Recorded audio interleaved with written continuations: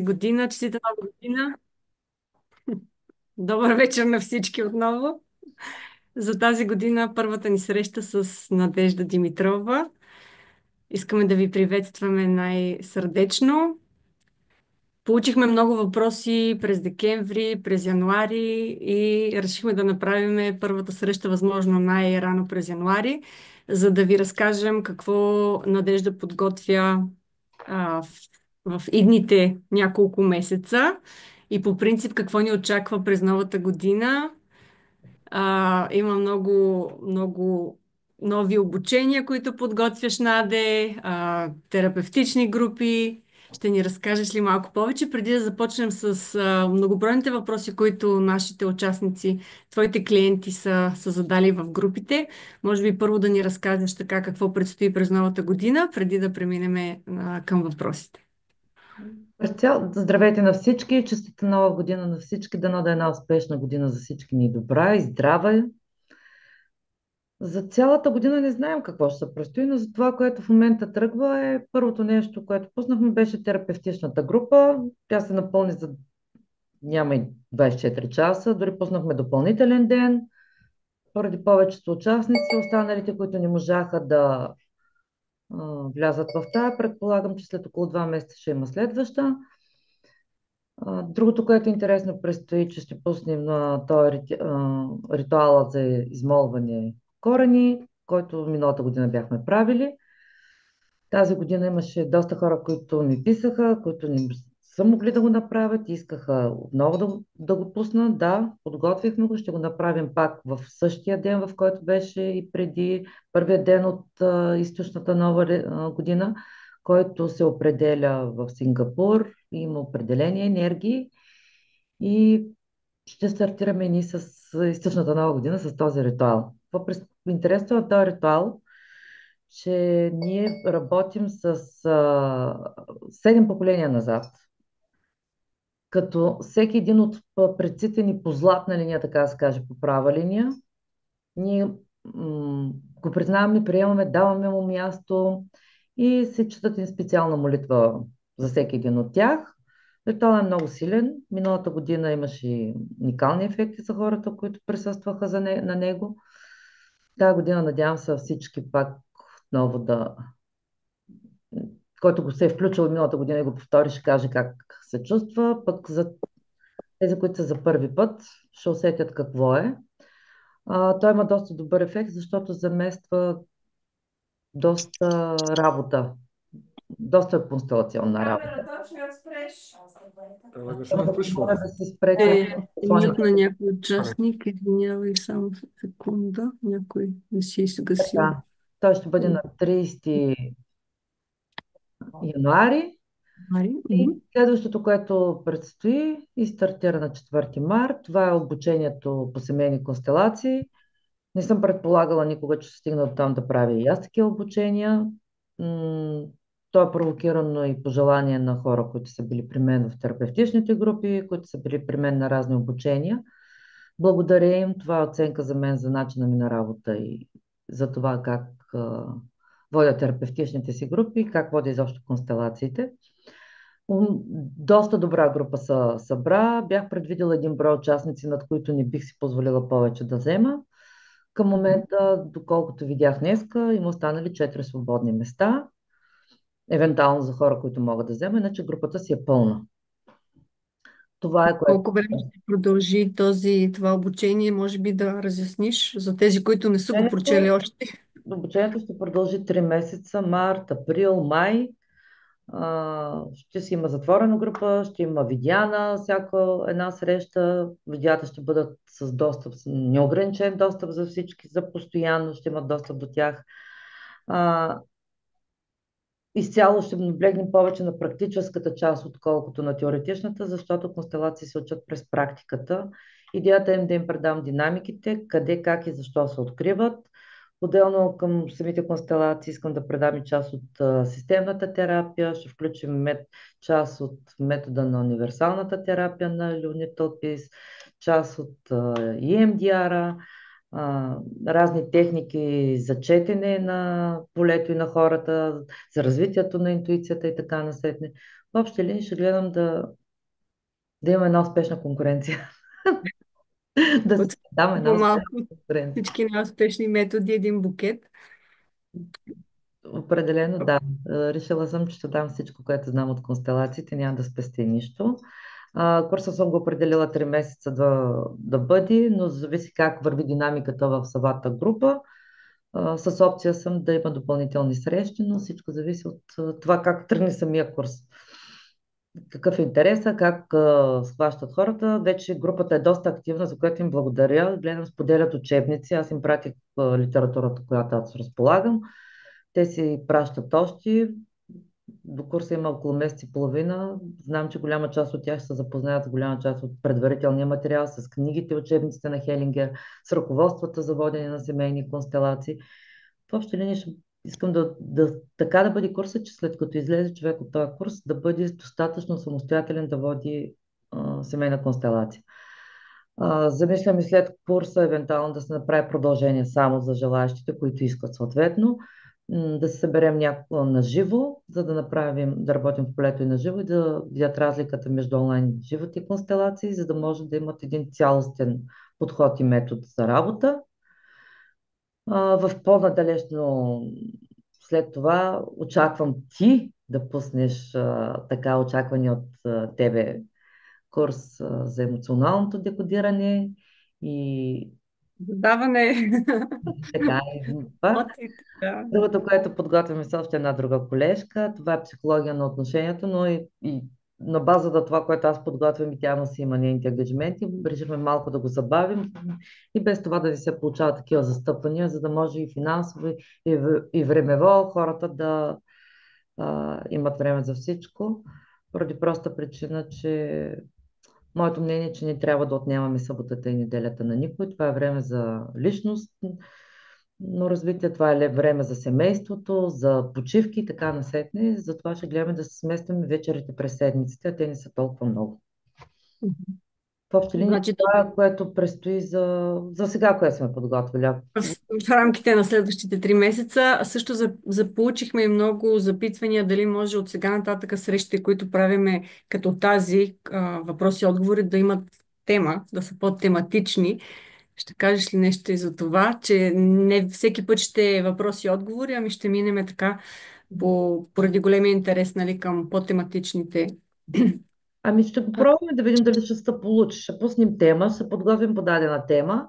Ако има въпроси по тази въпрос на дадена тема, ще бъда много радостна да отговорим. Ако има хора, които пък искат безплатно лично да се включват, да им направим разбор на тяхна ситуация, защото когато има диалог, нещата се получават много по-добре. Както ще видите сега след малко, като започнем отговорите на въпросите, въпреки че почти всички, да ни кажа, над 80% от въпросите са зададени на лично, в смисъл тотално е спазена анонимността на питащите. Те са много общи и много завуалирани, и което ни позволява да дадем по-детална динамика, по-детални отговори. Факта, че това ще се гледа в публичното пространство и така насетне, не искам да звучи подвеждащо. Много от въпросите бих казала много още допълнително по тях, но отговорът ще бъде само върху това, което питащия е дал като информация.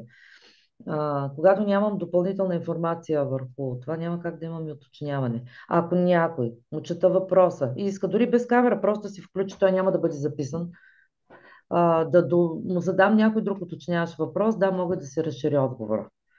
Но Мгм. отговорите ще бъдат на база на това, което ми е дадено като запитване, за да няма подвеждане, пак да кажа, защото хора, които ги гледат, да не Да, почват всичко е да строго самото, индивидуално да няма самодиагностика, да няма самоанализи, които да подлежат. да има, ама тя каза, еди какво си. Да, защото всяка една житейска ситуация е прекалено субективна. Винаги има нещо неказано, недоизказано. Един въпрос, който е написан с 3 реда и, или има много прилагателни в него, а няма фактология, няма как да фаним точната динамика. Можем да кажем това и това човека да потърси, на това и това и това да обърне внимание. Като насочване да, но като терапевтична част толкова не. Колкото е по-кратък и конкретен въпроса, но наистина с конкретика. това и това така и така, тогава мога да дам по-конкретни неща. Вие ще видите на някои Благодаря ти въпроси за как това мога да влизам в уточнение. детайли, на някои въпроси няма да мога да влизам в детайли. Мгм. Мгм. Добре, да преминем към въпросите. Съгласна ли си? Давай. Давай. Така, първият въпрос. Защо един човек се чувства потиснат и напрегнат в личния си живот, дори когато му се случват добри неща? Това може би е нещо, което засяга доста хора. Да, Нали, всичко ти върви в живота, обаче, тук да. виж, пак си неудовлетворен. Защо се получава така? Така, първо човек не може да се чувства постоянно потиснат и напрегнат. Човек, за да се чувства и потиснат и напрегнат, значи той има някакво напрежение и някакъв невротизъм вътре в себе си. Кога се получава това нещо? Човек е щастлив, удовлетворен, когато обикновено следва целите си и те се осъществяват. Ние можем да получим щастие само от осъществяване на целите си. И сме неудовлетворени, когато осъществяваме чужди цели.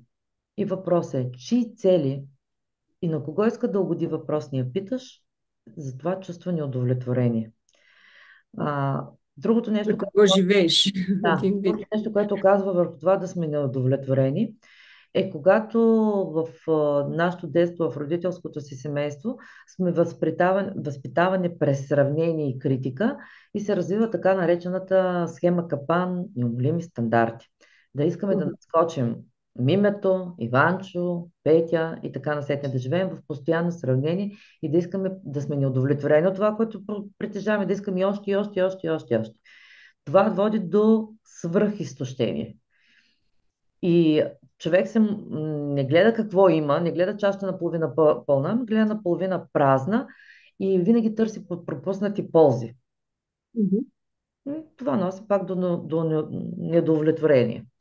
Не можем да се радваме на постигнатите резултати. Това как се преодолява? Когато се научим да се награждаваме за всяко едно нещо. Когато се научим да правим план, примерно, за деня. Дори върху тези малките жълти купченца. Да си напишем 5 задачи, които да свършим, но когато ги свършим, дали ще ги свършим в 11 сутринта или в 3 след обяд, да си дадем някаква награда, за да можем да научим, да обучим нашия мозък, нашето съзнание да се радва. Тая награда На може да е. малките победи, както ги Да, наричат. може да е едно кафе, да си го чувства като награда, може да е сладолет, кой каквото обича, което чувства като награда. И да знае, Мгм. че след това почва неговото време. Само така човек може да излезе от този капан, постоянно да гони нещо, от колелото на катерицата, да бяга, а то да се върти на празно. Така може. Мгм. Най-интересно е, че хора с много финансово добре обезпечени, с добре развиващ бизнес или доста популярни и така насетне, страдат от депресия, страдат от неудовлетвореност точно поради тази причина. Мгм. Благодаря ти. Това беше много изчерпателно. Така, минаваме към следващия въпрос. Какво би означавало според метода на семейните констелации, ако един мъж в активна възраст, 40 плюс, постоянно си чупи ръцете, дясната ръка си е счупил 3 пъти, сега що годе добре, лявата е засегната в някаква степен от предишна травма, не може да я свива до края в лакътя и китката, може да я върти само до половината на тази ръка, означава ли, че е лоялен към някого по-назад в рода или е пряко свързано с отношенията му с майка му и баща му? Мгм. Бих искала да чуя твоя коментар по случая, Наде. И след това има допълнение. Аз изчупих десния крак. Какво може да означава това? Мгм. Имам няколко предложения по темата, но бих искала да чуя твоето мнение в предвид, че вече ме познаваш. Така. От гледна точка на системната терапия, щом едно нещо се повтаря повече от няколко пъти, това се води симптоматика. Мгм. Щом има симптоматика, обикновено имаме някаква лоялност. Най-вероятно има някаква лоялност към човек, който може би е станал трайно инвалидизиран за разчупване на ръка, не, загубил си е работата следствие на всичкото това, но пак трябва да изследваме дали има такъв човек в родовата система, не можем да говорим на сляпо. Но от гледна точка на самата травма и според Питър Леви, може да няма лоялност, а може да си е лично наш проблем. Как се случва това? Когато човек има травматична ситуация и се активира самия а, най-старата част на мозъка, където се намира програмата за самооцеляване, за самосъхранение, изобщо за продължаване на Дразни бив живота. или бягай, да. Да, Мгм. там тя предизвиква две движения на привличане и на отдръпване. И какво се случва? Когато а, имаме ситуация, в която не искаме да правим нещо или сме принудени да се отбраняваме, правиме две движения. Движенията на отблъскване и движенията на взимане. Когато това движение е прекъснато заради шоково събитие, обикновено в тази остава една вина за това, че не съм си продължил движението и остава една травма, една болка в ръката. И може да се получи или трайна болка, или ако имам и чувство за вина, че не съм могъл да се самозащитя или довършил нещо, да посещам вината си така, че да накажа ръката си, че не е направила това. И да се получи това травматично събитие, дори и с повторяемост. По принцип, но установено е, че човек, който изпитва вина за нещо, винаги си самопредизвиква наказание. Да, Защото трябва да бъде наказан, нали? Аз съм виновен, съответно. Трябва да изпитам болка, да нещо да ме накаже, да. Мгм. да. Другото нещо, когато имаме съпротива да правим нещо. Ръцете са нещо, което са ни дадени за да правим нещо. И Мгм. когато извършваме дейност, която не искаме да вършим. Правим нещо на сила. Може да си чупим ръката, за да не го правим това нещо. Вторична изгода е един вид, да. Ако Но сега си факта, щупя ръцете, няма да меся хляб, примерно. но факта, че той казва, че това е поредица от симптоматика, нали, във въпроса, че 3 пъти се случва това а, нещо, има повторяемост, може да има лоялност към някой от неговото семейство или малко по-назад баба, дядо, който на базата на това Да погледне в констелация един вид. или да, или в констелация, или на лична терапия по метода на геносоциограмата, като се направи травмограма по метода на Настя Чоценбергер, също много често изведнъж изпъкват и излизат тия събития. Мгм. Да, Да. въпросът е човека както искаме, хора, които искат налично да се работят, да, там доста добре работим през гено, генограмата, травмограмата, да, това нещото също, което ще го дам на обучението по Път обучение. констелация. Мгм. Мгм. Да, благодаря ти. Следващия въпрос. Човек с добър доход, но постоянно живее в заеми. Каква може да е системната причина за това?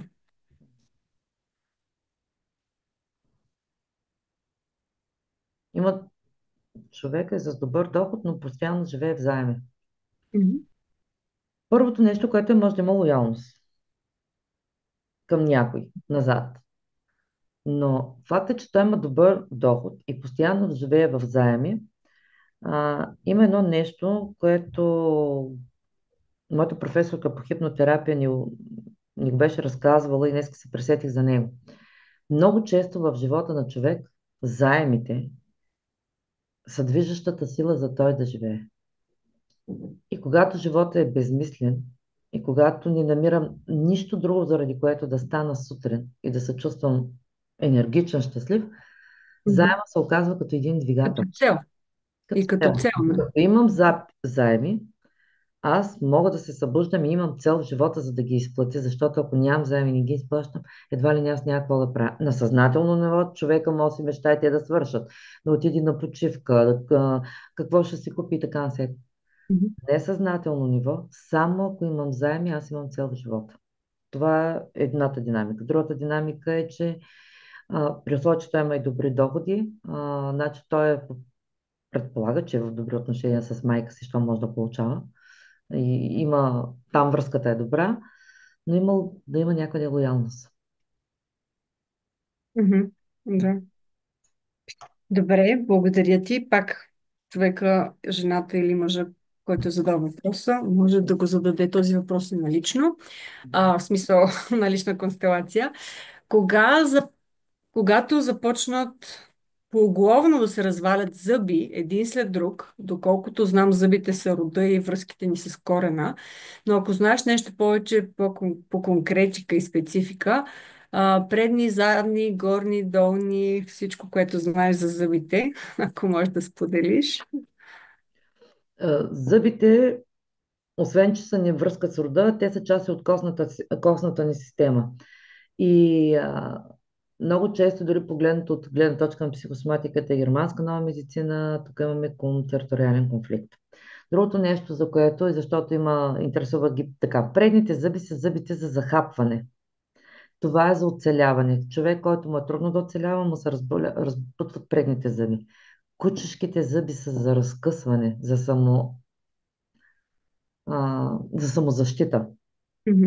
Мгм. а кътните зъби е за смачкване. Когато искаме да смачкаме нещо, когато искаме да накажем нещо, когато стискаме зъби, ние стискаме кътниците, не стискаме резците, не стискаме. Смелиме един вид на малки Когато парченца. се зъбим сме агресивни, ние си показваме кучешките зъби. Това ни е останало още от природата, от това, че сме си част от животните и така насетне. Много е Мгм. важно какъв е конфликта, само че тук вече малкото тия неща, които ги говоря, са през нова германска медицина, не през системната терапия. Нали, ако нагледат разни констелатори да ни, нали, смисъл съвсем от друго Да не место. се очудват на къде биеш. Информацията е съвсем от друго място взета.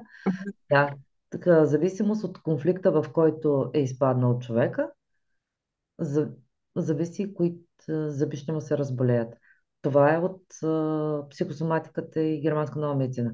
От гледна точка на м, системната терапия, да, търсим връзка с рода, защото дори там има едно правило, че всеки един зъб представлява част от нашата семейна система. И не само от биологичното декодиране, знаеме, че нали, има си квадрант, който е отговорен нали, освен нали, за рода, има за работата, нали, за отношенията. Ако искат, участниците могат да споделя като скриншот точно за кой зъб, за какво отговаря. Мога да го кача в групата в Viber за нашите участници, като допълнение само. Мгм. Така, ако си съгласна. Да, качвайте каквото искате. Благодаря ти. Продължаваме нататък. Така, въпрос за срещата в петък. Как да се държим към майка, която изисква от нас да се грижим за нея и сама се поставя в ролята на дете? Тоест, ние съзнаваме, че тя изисква от нас да не сме си на мястото в системата и наистина за смешни неща ни обвинява, че не сме налични за нея. Ам, но по този начин ме кара да съм неналична за сина си и започва да се грижи за него. Един вид изместваме. Имам чувството, че иска да съм нейната майка един вид. Само да спомена, че е изгубила майка си, когато е била на 20 години. Разбирам, че майка й липсва, но аз не съм и майка, аз съм и дъщеря. Как да постъпя? Постоянно ме обвинява за някакви дреболи, че не се грижа за нея и тази динамика вече едвам се издържа. Мгм. Така, при ранна загуба на родител под 20, около 20 и под 20 години, обикновено човек е засветива в травмата си. И то остава, как да кажа, с прекъснато движение назад и ненапълнен. Когато и не е минал правилните етапи на сепарация след смъртта на този родител, те са петте етапа на тъжение и така, той остава зациклял в един етап. И какво се получава? Как се лекува семейната система? Като вземем един от най-новото, последното поколение и го сложим на мястото на липсващия. А освен това, там където гледа мама, там отива и детето. Когато майката е замръзнала в травмата по липсващата си майка и тъжи все още има гняв, болка заради неизкараното страдание по нейната си майка, нейният поглед е завъртян там назад. Всички знаем в констелацията, които сме били, че там, където е погледа на родителя, там отива и детето. И детето Детето. отива на мястото на майката, де-факто на баба си. Да. Ето така Мгм. става това преплитане от лоялност, от любов към тебе, мамо, аз ще бъда твоя майка. Това е на несъзнателно ниво. На съзнателно ниво, дамата, която го е написала въпроса, мисля, че се сещам коя е, тя е била и при нас на констелации и тя е работила доста добре с личните си и тя осъзнава, че това е изграждане на лични граници. Само, че Мгм. има един закон в семейната система. Тези, които са дошли преди нас, имат предимство и те имат по-голяма сила от нас. Децата служат на родителите си и се раждат с вътрешния потенциал, за да ги спасят. И много пъти цялата тази динамика се случва на несъзнателно ниво. Другото нещо интересно, което видях във въпроса, е че майка й иска да бъде, се препознава и иска да бъде едва ли не като майка на нейния син. Мгм. Това се получава обикновено, когато майката има загубено нейно дете, което ни е оплакано, непризнато, изключено от семейната система. Тук става въпрос за абортираните деца, спонтанните аборти, пометнати, рано починали, така насетне. Те са най-често изключени от нашата система. И какво се получава? Когато Мгм. вижда Да. на дъщерята, тя го препознава в нейното дете, иска да му бъде майка и влиза в конкуренция с дъщеря си. И на Да. терапия доста често ми се случва да идват хора с тази динамика, където жена и майка и да се карат коя е по-добра майка за детето. А възможно ли е някой път да е компенсация, един вид майката да така на подсъзнателно ниво да съжалява, че не е успяла да направи всичко за дъщеря си, един вид за да поправи. Нали знаеш, примерно не Да. можах да купя колело на дъщеря си, обаче сега ще купя на внучката, нали аз ще й го купя, защото сега имам пари, М, нали няма да дам все да. едно тя да й го купи, аз искам да й го купя, просто защото не е успяла нали да направи това нещо, когато тя е била млада майка и сега един вид има като вина О, за да. това. Да, компенсацията за пропуснати ползи спрямо не го дадах на децата си, ще го дам на внуците си.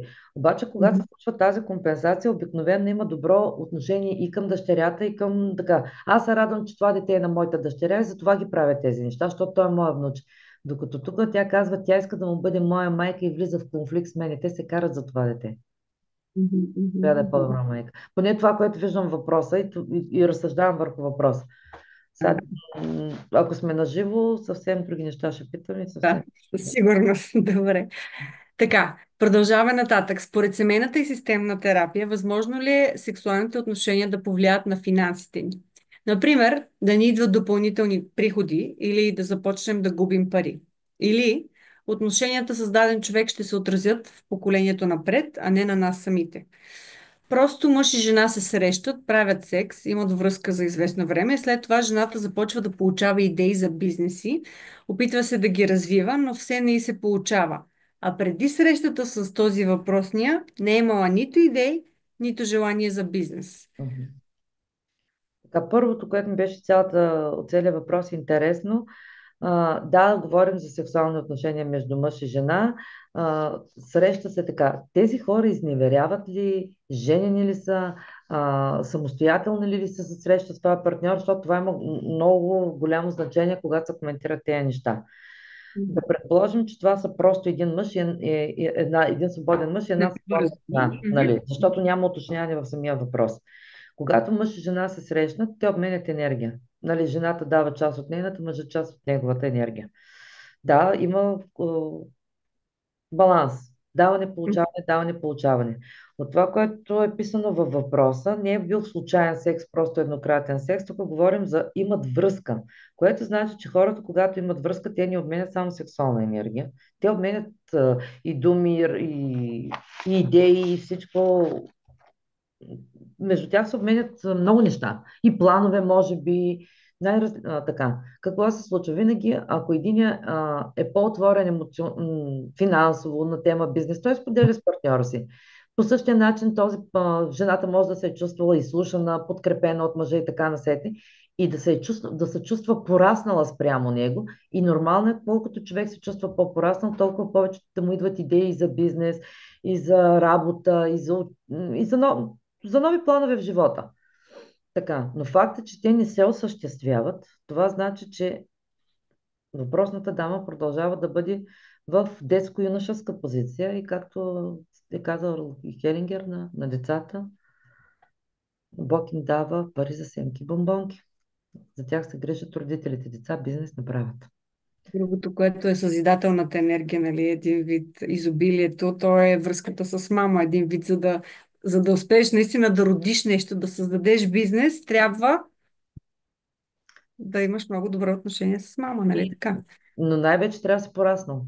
Децата бизнес не създават. Колкото и да се обича с майка си, деца бизнес не създават. И ти имаш две. Мгм. Те не са станали бизнесмени още. Поне надяваме се за бъдеще се гордим с тях. Така, добре, благодаря ти. Така, минаваме нататък. Ако в рода има убийство заради любов, например, мой прадядо убива бременната си съпруга, за да може да бъде с друга жена, която става майка на моята прабаба. Как това се отразява на бъдещите поколения? Имам известни наблюдения, но искам да чуя и твоето мнение. Така. Първо, към нашата семейна система не принадлежат само нашите преки наследници, баби, дядовци, прабаби, прадядовци, нали, лели, техните деца. В семейната система, в разширената семейна система принадлежат и всички хора, които са направили нещо значимо за нея. Хора, които са ни помогнали да забогатеят, да забогатеем, рода да забогатее, но и рода да обеднее. Хора, които са помогнали рода да се доразвие. И какво се случва? А, Когато този дядо убива своята бременна съпруга, или първата си съпруга, той не само я отхвърля, ами той убива и собственото си дете и за тях не се говори. Той ги маха от семейната система, нямат право да принадлежат. Реално погледнато, тази жена, умрялата жена с умрялото дете, отстъпват мястото на въпросната баба. Баба. Мгм. Да, която се оженва за дядото по любов и благодарение на тази любов този е прав. Дядо се ражда съответния техния син или дъщеря. Реално погледнато, техния син или дъщеря дължи живота си, част от живота си, на тази жена, където е стъпило място на нейната майка. Мгм. Обикновено такава тежка динамика се предава няколко поколения напред. 4, 5, 6 поколения може да страдат напред. Мгм. Какви нарушения могат да влязат в семейната система? Нали, като динамики какво може да се развие. Сега при всеки е различно, субективно и така на всеки. Хипотетично, да, говориме чисто хипотетично, Да. да. Мгм. А, част от наследниците на това семейство, от лоялност към тази жена, понеже твоето дете не живее, могат да страдат от бездети, могат да страдат от помятания, могат да страдат от мъртво родени деца, могат да страдат от психически заболявания. Няма да уточнявам какви, знам за какво говоря, Да, но могат самите те да искат да откажат да бъдат майки или за тях да бъде опасно да влязат в брак, защото ако вляза в брак, ще бъда убита от лоялност Мгм. на тази жена. А, Мгм. Другото нещо, много често такива наследниците, обикновено трето, четвърто поколение напред, момичетата стават жертва на домашно насилие. Мгм. Интересно. А пък при момчетата да станат насилници или да влязат в затвора, за да изкупят на прадядото, или да направят някаква щуротия, или да влязат в Да. катастрофа, или да инцидент нещо, и да лежат в затвора, понеже ти не плати за твоя грех, ще платя аз вместо теб. Това е Мгм. решението аз вместо теб. Мгм. И то е Да, едно. доста динамики. И особено когато имаме така тежка динамика, да, това нещо трябва да се изследва и да се. Надявам се, че да, човека, който задава въпроса, ще може да го отработи това на А лична то сесия. определено, да, трябва да се отработи това нещо, не е хубаво с остатъка. Мгм. Да. Има Добре, си продължаваме начини, има нататък. си ритуали, има си ритуали. Сега, примерно, на този ритуал, който го правим, този, Корените. който знае това нещо, може съответно, когато стигне до това поколение и да сложи още едно квадратче за тази жена. Мгм. Да, един вид да даде място в Да, системата да, да. Ето на този ритуал може да на отработим. детенцето. Мгм. Да, да, да, да. Добре. Така, продължаваме. Възможно ли е определен сюжет, модел на поведение, сценарий да се повтаря в три поколения подред? Пример. Някога се е наложило баща ми да отложи следването си за една година. Когато бях студентка първи курс, трябваше да прекъсна за година. Сега синът ми иска да прекъсне следването си след първия семестър. Като че ли един и същи шаблон се отпечатва във всяко поколение и как може да бъде разчупен този шаблон? Как може да се разчупи този шаблон? Напред се предават не само движенията, а се предават потиснатите емоции и чувства, които са имали с тази случка. Ако този дяд, нали, защото трите поколения, говорим за дядото. Ако дядото най-съзнателно и сериозно се е отложил ученето, за да може, нали, да изхрани дъщеря си и семейството и така насетне, да не дава излишни пари за учене, в него може да е останало много тайно потисната болка, гняв и той да е живял цял живот с тази болка и гняв, защото примерно не е завършил или Имал пари, примерно, да довърши, да. Мгм. Или... какво се получава? Сина от лоялност към тате и аз като теб. Внука, аз като теб, тате, и като теб, дядо. Мгм, мгм.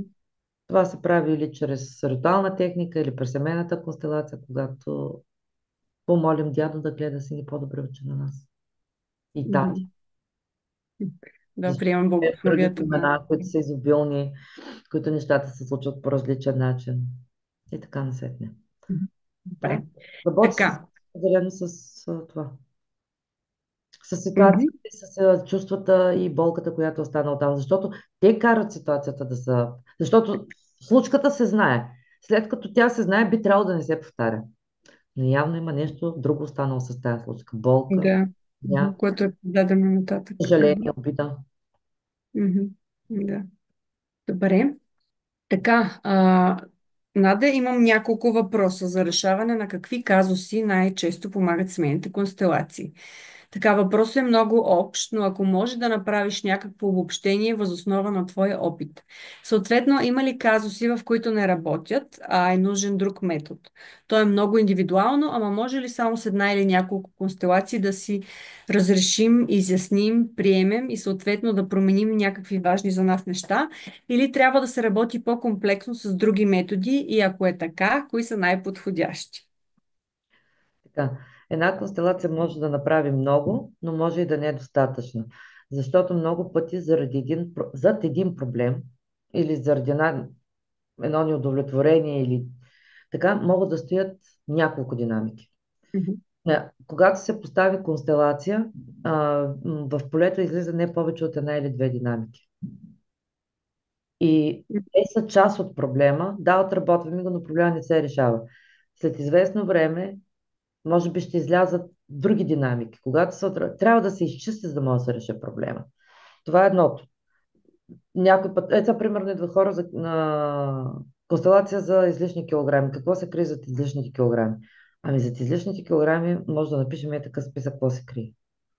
Мгм. Страх, сексуалност, страх от сексуалност, да си тежа на мястото, да Бъда бъда видяна. пиян, а, да се скрия, а, да приличам на баба Мгм. и хиляди други неща. На едната констелация, единия път ще излезе едната динамика, на другия път ще излезе другата динамика. Мгм. Така, И това какви е други относно методи? за Мгм. това, че това са различните. При, при всеки казус е различно. Някой път може от първия път да се оцели целта. И много е важно човек с каква заявка идва на самата констелация. Колкото му е по-проста и по-точна заявката, толкова по-лесно се работи в полето. Защото констелатора не е гадател. Ние работим с това, което ни подава като информация начална самия клиент. И колкото е по-подвеждаш и колкото е по-завуалирано всичко това, толкова е по-трудно и да се тръгне да се работи. А относно другото, което искам да кажа, че при самата констелация се разкриват много неща, които са били скрити, забравени, болки, чувства и така насетне. Но и има случаи след това, хората получават информация и не знаят какво да правят с нея. Или чувстват са тъжни и така насетне. Имат нов поглед върху живота си, върху живота на близките си,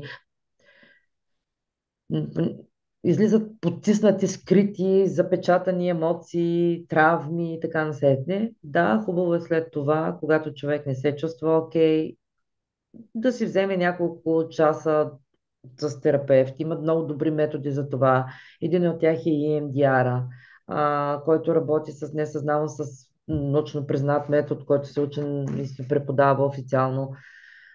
И аз работя с него, и ти работи с него, където се работи с емоционалния заряд при травмата. Самия метод е систематизиран за работа с посттравматично стресово разстройство за хора, върнали се от война, за изнасилвания, катастрофи и така насетне. И работи супер добре. Работи добре, пробвала съм го при хора болни от рак и дава много добри резултати. Много добри резултати за а, почват да се хранят, почват да виждат оптимизъм и когато човек се чувства по оптимизъм, съответно съди го допамин, окситоцина, което позволява оздравяването. Друг метод е белив кодинга, това, което ти работи с него, емоционалния код, когнитивно-поведенческата терапия много помага, психосоматиката и все по-често я използваме и все по-често виждаме какви чудеса прави. Хипнотерапията също много помага. но зависи от случая, зависи от Много ето на индивидуално. клиента, да. Има начини много. Бързи, бавни, кой както прецени. Защото имало е случаи, идва хора, искат примерно белив кодинг или искат хипноза или искат агресивна терапия, провокативната терапия, нали, по фанфарел, обаче те не са готови за това. Да. И ако можеш да обобщиш, беше го казала, много пъти си го казвала, три са темите, с които хората идват, понеже това беше такъв общия въпрос, с какво може да се работи, здраве, взаимоотношения. Здраве, взаимоотношения и пари. Това идват всички. Мгм. До там се Така. свързва. До там се свежда до тези три неща. Добре, благодаря. Така, как може да се направи връзка по каква линия се е предала родова травма, дали по майчина или по бащина? Възможно ли е да има и от двете страни наследена травма? По време на самото изследване, самото интервю, дали ще е налично, дали ще е през травмограма, геносоциограма, дали ще е през семейна констелация, то се вижда. То почва да излиза дали има и от двете страни лоялност или не. А, но най-вероятно, много често излизат, че сме ги наследили тези неща от двата рода, защото, както хумористично ще го кажа, когато Иванчо и Марийка правят секс Иванчо и Марийка, но когато се женят Иванчо и Марийка, се женят Добре. два рода. И Да. обикновено детето наследява травмите на двата рода, а два рода се събират според травмите си. Да, точно така, много, много точно казано в целта. Така че може да се види от къде идва, по коя линия идва и дали от двете. Така, Много как често дуално го има и в двете страни, защото всяко нещо има дуализъм и диклектика. Няма как, примерно, в един род, ако има насилник, в другия ще има жертва. Защото насилник без жертва не могат да... Няма насилник, ако няма жертва, няма жертва, ако няма насилник. Обикновено М, така се събират. мгм, да. Така, как да реагирам, когато майка ми редовно застава между мен и сина ми? Подобен въпрос имахме. Та цял живот изобщо не съзнава, че допуска грешка. Знам, че логичният отговор е да се дистанцирам от нея, но в момента не мога, защото тя е тук при мен да ме гледа, понеже все още не мога да ходя. Съответно, злоупотребява с моята безпомощност и баща ми също постоянно ме заплашва, че ще ме изостави. Благодаря предварително. Когато един човек е болен и стигне до инвалидизация и да бъде в зависими отношения от някой, това е временно явление, както и да е. Майката, и тя отново е при майка си и при баща си, тя отново започва да се държат с нея като малко дете. Мгм. Защото то така се, веднага се отключва тия психични механизми, проекция и така насетне. И когато те я виждат безпомощна, че тя не може да се грижи за себе си, защото тя има нужда, нормално е те да поискат да я заместят в грижите Мгм. за детето. Това е едната динамика, единия вариант. М, Мгм. По-добрия вариант. Другото нещо, което е, не знам, хубаво е, който е задал въпроса, да разбере дали майката и бащата, майка му и баща му имат починали деца или абортирани деца. И когато се случи това травматично събитие и виждат това дете по този начин, да искат да дадат недадените грижи на него. Компенсация пак. Да, Мгм. пак. И при двата варианта е компенсация, само че ще бъдат поради различни динамики. При едната се работи с изключен. Мгм. Да. Добре, благодаря. Така, на какво може да се дължи множество спонтанни аборти? Така. Тук трябва да извадим един списък и да почнем да четем и да се записваме. Първо, лоялност към жена от нашия род, която е имала същия проблем. И аз като теб. Мгм. Другото нещо е, когато, ако няма такава жена, можем да търсим жена, която е загубила децата си при смърт, болест, трябвало да ги даде някъде така. Която е имала много деца. Те са живи и здрави, но примерно е загубила мъжа си и е било супер трудно да ги отгледа. И за нея да бъде майка е било свръхтежко. Опасно. Така, когато някой е убил чужди деца, когато има, Баланс. да, Мгм. друго. Вътре това са, вече тук говорим за тези убежденията. Когато имаме вътрешно неосъзната съпротива от това да стана майка и да имам дете. Обикновено това кога се получава? Това може да е травма на израстването и Мгм. Между другото съм го срещала често и в работата си. Всички мислят, че децата като са малки не чуват, не разбират нищо. И родителите си позволяват при тях да говорят всякакви неща, които детето не трябва да чува. И сега си представете, една майка говори с нейната си приятелка по телефона и съобщава, че еди коя си е умряла при раждането или че е имала толкова тежко раждане с не знам си какви разкъсвания, колко е боляло, колко е плакала и малката й 5-годишна дъщеря седи и слуша с голямо любопитство целият този разговор. И те си мислят, че това дете нищо не разбира. Да, то наистина не разбира, но фантазията в неговата глава такава травма създава, че ако един ден порасна и трябва да родя, аз ще умра, ще страдам, затова по-добре никога да не раждам. Така може често да се стига и до безплодие и има такива случаи, но подобна травматична ситуация да доведе до безплодие, но може да се стигне и до отхвърляне на децата. В Мгм. смисъл, когато са още много малки, в началото, като спонтанен аборт да падат, така че да не предизвикват болка.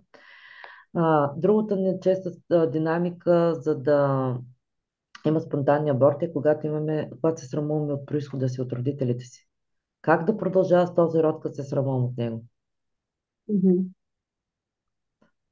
Дори имах такъв случай с една дама, работехме, тя имаше там конфликт, някакви си нейни притеснения относно происхода си, и след работата с нея, да, продължихме там около 10 срещи, изкарахме, изработихме няколко динамики и после забременя с близначета.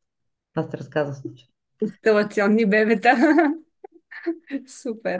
Другото нещо, което също води до спонтанни аборти, е когато има сделка между партньорите. Те не са заедно по любов, а са по сделка. Заради пари, заради статус, заради апартаменти и заради хиляди други неща. Самото тяло на жената не иска да износи детето на този мъж и то пада. Мгм. И имала съм също такъв случай, която жена с няколко спонтанни аборт преследващ партньор, забременява от раз и ражда прекрасно дете. Интересно, така че пак индивидуална работа. Това са Мой динамики. майка, На, както се на въпрос от един ред мога да написах да, половин страница динамики. Но каква е точната причина? да, това са Само просто човека, хипотези.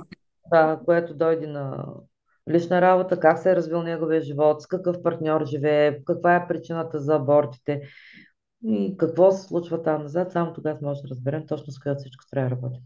Мгм. Добре. Благодаря ти, доста изчерпателно. Така, здравейте, прекрасни дами! Толкова ви харесвам, следя ви, често еротирани и приятни сте ми. Благодарим. Искам да задам въпрос за 17. Как да преодоля травмата, преживяна на 15 годишна възраст? Сега съм на 58, а именно катастрофа, в която баща ми и сестра ми загиват на място. И аз и майка ми също бяхме в колата, но оцеляхме. Датата беше 18 август 81. С годините уж преодолях травмата, но все по-често усещам липсата на баща ми. Благодаря ви. Така много тежък случай имаме и тук. Как би посъветвала тази клиентка? Въпросите се водят едни от тежките травматични събития, защото смъртта пристига неочаквано. В смисъл, когато имаме болен човек, на несъзнателно ниво ние се подготвяме, дори и да Мгм. никой не очаква, но ние вътрешно, може да е 1% факта, че има болест, ние знаем докъде може да доведе една болест. Мгм. Мгм. Винаги очакваме да има изцелителен край, но така. Смъртта идва неочаквано. Тя идва като по апокалипсис. И обикновено тогава човек изпада в шок. За да преодолее човек такава загуба, има и 5 етапа на тъжение, според медицинската психология, изобщо, които той трябва да премине. Много често на хората им е трудно да ги преодолеят сами. Още повече, че при въпросната жена е имала двойна загуба. Починала не само баща й, а и сестра или брат беше. Мгм. Сестрата и нейната сестра. Загубата е била двойна. Едновременно с това те са били, предполагам, пострадали в болница и са замръзнали доста дълго време в травмата. Те не са могли да излязат от травмата.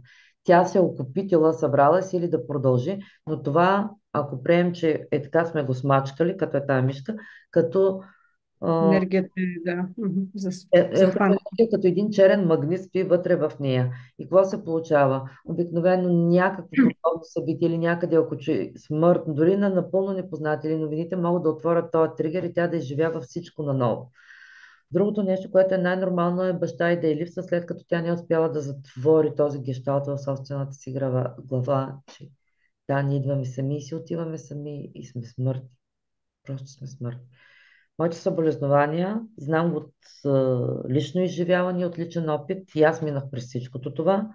Знам колко е тежко и колко е трудно, знам колко сълзи още има да изплаче, но докато не излезе всичкото това от нея, тя няма как да бъде цялостна.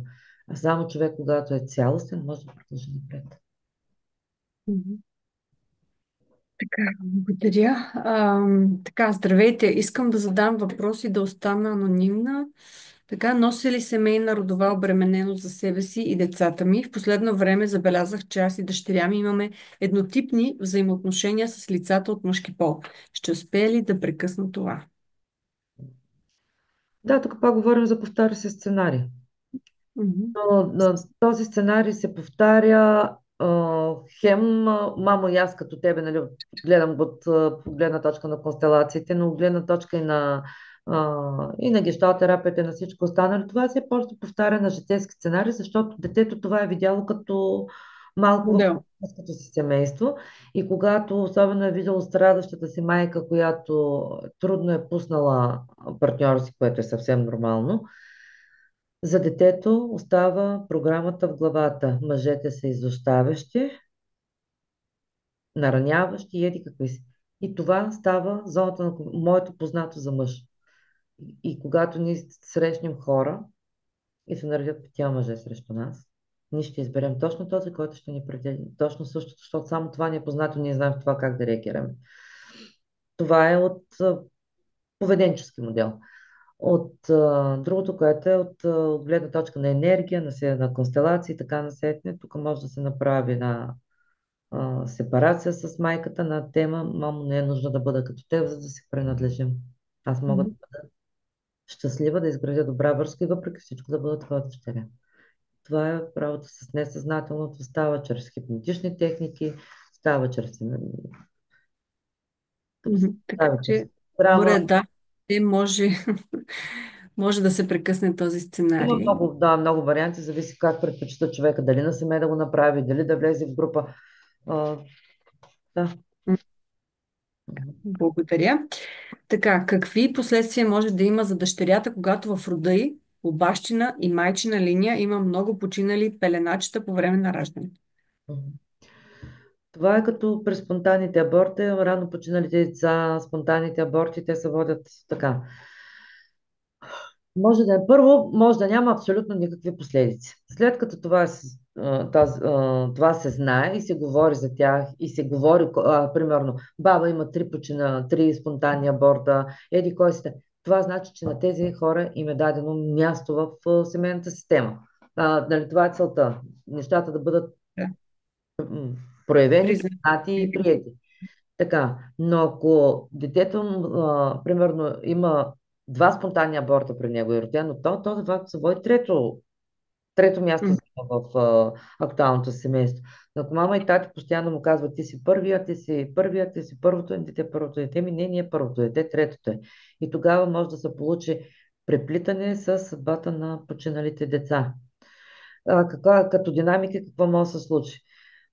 Да, едното е, че да няма нищо. Второ, може да има повторения по същия начин и аз като теб.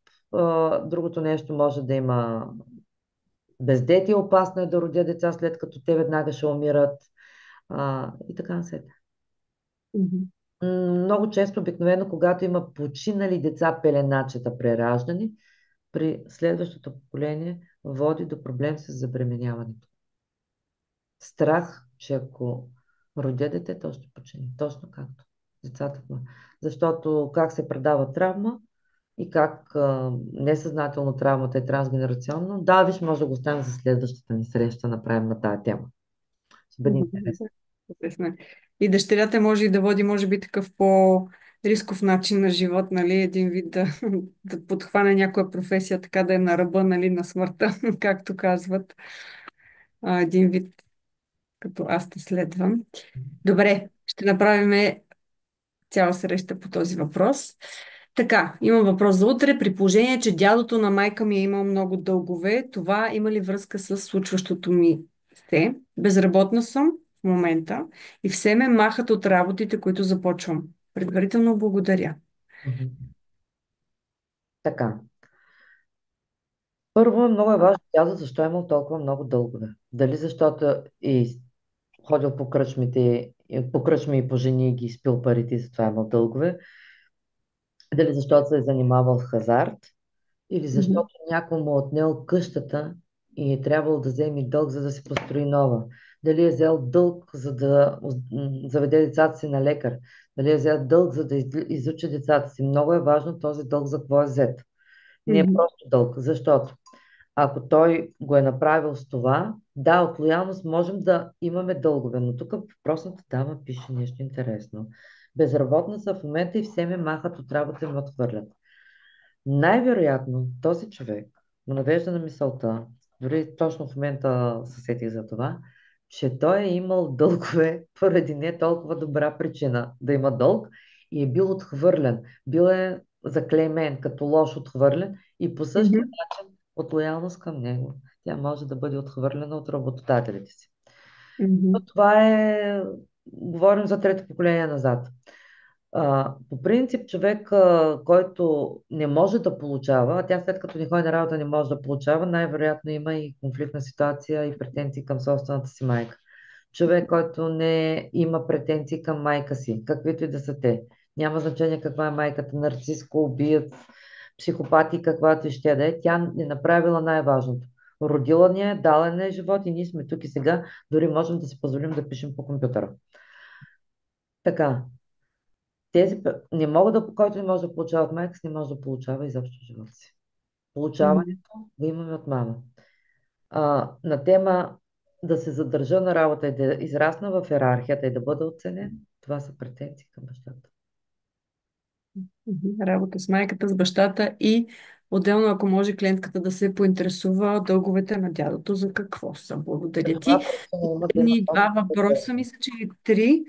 Така, малко ще пресрочим времето, но сме почти на края. Така, как да се спре повтарящ се сценарий на забранена любов при баба, майка, дъщеря ми?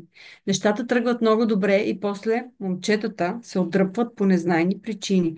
Кълнат се в любов, има тайни виждания, но всичко остава покрито, скрито и така продължава от поколение на следващо поколение от страна на майката. Как може да се спре тази верига на забранена любов? Да, Забран... Мгм. така. Пак ще ти Скоро тайна. кои принадлежат към нашата семейна система. Че не принадлежат само преките ни роднини, а че хората, които са стъпили място и хората, които са направили нещо значимо за нея.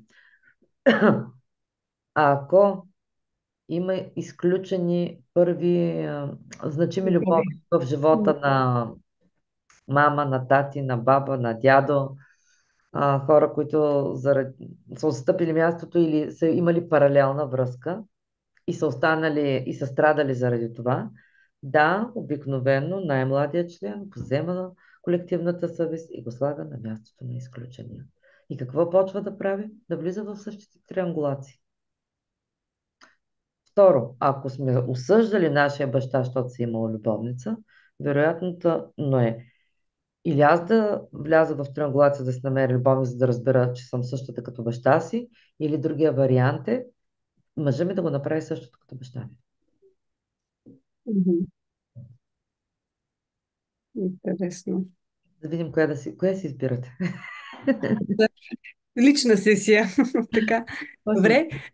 Последни два. С интерес следя страницата ви и ви благодаря за всичко споделено. Имам два въпроса за утрешната среща. Как човек да преодолее забраната да бъде щастлив, да се развива в здравословна връзка, която усеща негласно в себе си? И втория въпрос е за изчистване на минали връзки, някои от които са били само емоционални. Как да изчистим пътя си назад, да интегрираме и Приемем миналото и да продължим напред. Да, Така, първо е за щастието един вид, да, забраната да бъде щастлив. да. Тук, когато открием кога, къде той е получил или човек е получил тази забрана, или кога е решил, че да си щастлив е опасно, вредно и лошо. Мгм. Обикновено това се получава при травматично събитие, за което казахме там, че ще говорим допълнително как се създава травмата и изобщо какво е травма и какви последствия оказва в по-нататъчния ни живот и как този тригър от травмата в последствие се обажда. Мгм. Но от гледна точка на системната терапия да открием кога и къде е се състояла тази забрана или отказ от щастие. Ако ни е даден от някой, да го открием той е някой и да го върнем. А ако ние сами сме взели това решение, да се откажем от това решение и да вземем нови, защото според закона за свободната воля, ние можем да си да си позволим да бъдем щастливи. Това нещо също може да се работи в констелация, чрез като се работи през частите на личността. Като работим с травмиращата част, тази, която е взела решението да бъде така. С оцеляващата част и видим какъв е конфликта между двете, защото винаги между травмиращата и оцелялата част има конфликт. Мгм. Никакво противоречие, да. Благодаря ти. И вторият въпрос. А, Как да изчистим пътя си назад, да интегрираме и приемем миналото и да продължим напред? То това ти го малко го взе. Да, ние го говорихме преди малко. Това е Да. много за останал емоционален заряд. Емоционален заряд може да се махне чрез индивидуална терапия, чрез EMDR, чрез емоционалното декодиране, чрез belief coding. Има хиляди неща, за които да махнем този емоционален заряд. Но няма как да влезем в нова връзка с емоционален заряд от стара връзка, защото ние правим продължението на стара връзка с нов герой. Тригерите, Не да, нова с връзка. съпътите, да, с старото вино в нови бъчви или нещо Да. такова. Нещо такова се получава. И обикновено край е идентичен като Един и спешка. също. Да. Добре, и последния въпрос, който е доста дълъг. Вау. Здравейте! Бих искала да се включа в срещата ви утре. Така, за възможността, която предлагате и конкретно, ако успея и аз да се присъединя. Така, моите въпроси. Първо, сякаш в всички други сфери в живота си се справям, т.е. нещата могат да се определят като успешни и добри. Рождено семейство, работа, приятели, колеги, дългосрочни взаимоотношения с хората, няма тежки здравословни проблеми. Но в личен план, интимен план с мъжете цял живот не мога да осъществя успешна връзка, свързване. Там се определям като трайно неуспешна. Къде да търся корена? Това е първият въпрос. А, да зададам ли другите, Той е нали всички? свързан най-цял, мисля, че общо той е вързан, да. След 6 години връзка и малко дете на 3 години, мъжът ми ме напусна. Знам, че и аз нося голяма вина за взаимоотношенията, но това накрая тежи ужасно. Заблуждавам ли се, че не е и мой избор? Как да разбера? Как да спра да се привличам от мъже, които не са способни да ме обикнат дълбоко? Моята душа ли ги търси? Наистина ги търси. Как да разбера назад в рода ли е или се простира само до рожденото ми семейство? Аз ли съм търсила мъж да ме остави с дете? Винаги съм гледала на тези жени като супергерои и не съм мислила, че е възможно да се справя с такъв живот. Справям се в момента, дори сякаш чудесно, но болката емоционално и на ума е огромна. Успявам 6 месеца по-късно още да го приема напълно. Така. Тук имаше много ключови думи. Много дълъг въпрос. Точно от края на въпроса. Винаги съм гледала на тези жени като на супергероини и не съм мислила, че е възможно да се справя с такъв живот. Но се справям идеално, Справям се в чудесно. момента дори чудесно. М. А какво е бол? Има болка и емоция. Така, много често, трето, четвърто поколение назад, нашите баби, може би на питащата прабабата да е, нали, като сложим според възрастта, на която е жената. Нашите прабаби и прадядовци са били част от войната. Имало е Балканска война, имало е Втора световна война, Първа световна война, където мъжете са отивали на фронта и жените са оставили сами с деца. Те са отглеждали децата с много болка и много емоционален заряд. И тези жени са били обявявани за героини. Моята баба отгледа 5 деца сама, като убиха дядо във войната. Дядо беше герой. Когато една жена счита и има програма, че да си самотна майка е Герой. геройство, те са героини. Това става движещата си сила. Аз съм героиня, ако съм самотна майка. Това е едната динамика, която, ама толкова хубаво е написано, чак съм си я подчертал с червен химикал. Да, да, Другото много нещо беше. по-нагоре,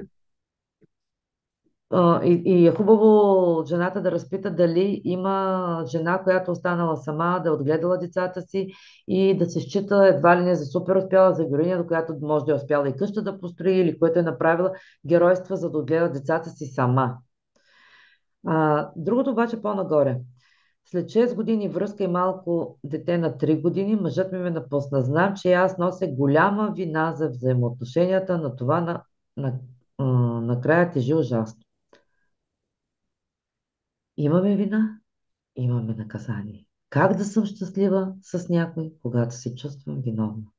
Мгм. Вината автоматично предизвиква наказание, защото зад вината се крие срам, страх и така. Тя е една съвкупност всичкото това. Как да бъда щастлива, като съм виновна? Как да имам пари, като съм виновна? Как да имам мъж, като аз съм виновна, за да проваля следващата връзка? И когато човек влезе в нова връзка, той влиза с идеята, тя ще бъде прекрасна, с самочувствие, с всичко. На несъзнателно ниво, когато човек се чувства виновен, се получава. Повтаряме сценария отново, за да го завършим с различен край, за да не се чувствам виновна. Така, ти ще го разказвам по време на травмата, пак ще ви кажа. Мозъка извън това да командва човешкото тяло има само 3 функции. Да решава задачи, да прави така, че да ни е добре и да я прави. Ако моята задача е да изкупя вината си, вярвайте, че намеря сили или начини да го направя, за да се почувства накрая мозъка ми прав и спокоен. Дори и това да е Както се тъпен казва. крак, провалена връзка, самотно отглеждане на деца. Едното няма Мгм. нищо общо с другото. Дори има Да, такъв случай с една дама, тя сега се обучава при нас на констелации, а, с подобна динамика, бяха с поредица с катастрофи с съпруга и където той беше си дал задачата, че като направи еди какво си, ще се случи еди какво си. И после нарушава собственото си обещание и за мозъка му е се тая как ще го върне в България. В ковчег, на инвалидна количка или на бял кон или черен мерцедес. А я никакво значение. така, добре. Много ти благодаря. Това беше последния въпрос. Имаме още уточнителни въпроси тук от участниците, които са онлайн.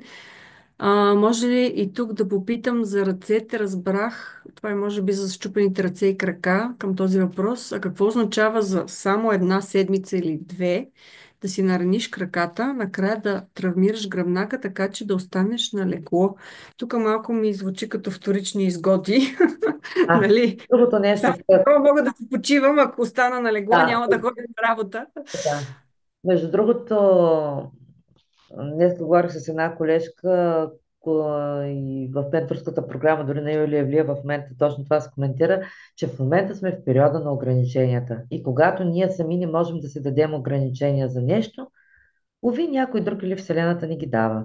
Когато човек се преработва или прави нещо против волята си, не може да се ограничи до там, докъдето му стигат силите и желанието, неведоми са пътищата, които могат да го спрат да прави това, което иска. Другото нещо, което е, нашите гръбнак и крака ни служат за да вървим напред и да се предвижваме.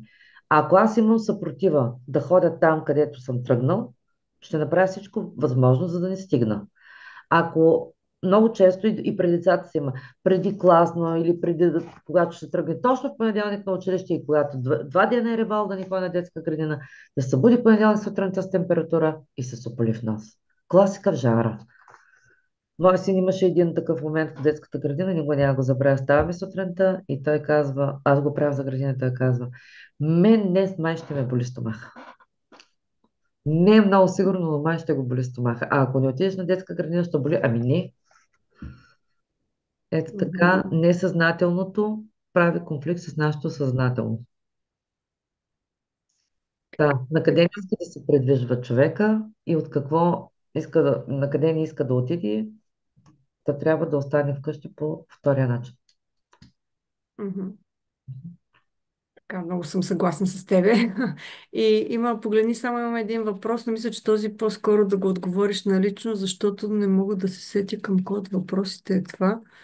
А, Тройката мис- си е от рода, насилника и жертва. може би, може... Насилника в двойката си е от рода на жи- насилника, а жертвата си е от рода на жертвата. Били го под... Това е, да, сетих се. Това е, може би, това, където казахме, че в единия род винаги има насилника, в другия има жертва. За убитата жена. Когато дядото е убил съпругата Знам и не дали за разбирам него става въпрос. бременната. Може би за този въпрос става въпрос. Мисля, може би по-скоро налично, за да не губим тук времето да тогава се зададе Така ми се въпрос. разми, защото имаше много въпроси. Може би ако съм конкретно в човека и почна да си правя травмограмата, и много хубаво ще излезе кой откъде и защо и как. Обаче точно е така. През 20 въпроса и сега в момента не мога. Трябва да се върнем да четем въпроса. На Как? този дядо, да, който беше убил бременната си жена, за да се ожени за прабабата. Мисля, че за този въпрос ставаше въпрос, но може би... Въпросът ми е принципен, не за дядото и не за бабата, а когато от двойката единия е насилник и другия е жертва, Мгм. имам предвид, че насилника си е от рода на насилника, на Мгм. насилниците, Мгм. и жертвата си е от рода на жертвата. Ми да, нормално. И това е нормално. Това момче, което е отраснало с баща насилник, за него какво е мъжа? Пиеш, биеш и биеш. И той става същия като още повече, че има и гняв. Насилието се предава чрез модел на поведение и подражание и така. Дете е израснало в позиция с майка или баща, жертва и постоянно кленче, ще получава вторична изгода от това, то се израства като жертва. Така. И оттам насетне нормално е да се съберат. Те се привличат като иньян, като плюса и минуса на магнита. Обаче какво се случва? Когато имаме две неща, че нямам две фигури в момента, насилник, да приемем тая ръка е насилник, тая е жертва. И те са насилник и жертва, ето ги. Те са симбиоза. Ако махнем насилника, какво виждаме? Един обикновен човек. Той нито е жертва, защото никой не го насилва. Какво виждаме? Един обикновен човек. Той не е жертва, защото никой, нали, не е насилник, защото той никого не насилва. За да имаме Мгм. жертва, задължително трябва да имаме насилник. За да имаме насилник, задължително трябва да имаме... Те двете ходят в симбиоза. Няма как да има човек да е жертва, ако няма кой да го насилва. Той е просто обикновен човек. Те се привличат индиректно. Има цял експеримент, който е правен за това. Следващия път ще ви го разкажем. Го описва в книги, в научни списания. На невербално ниво, как се привличат жертвата и насилника. Мгм.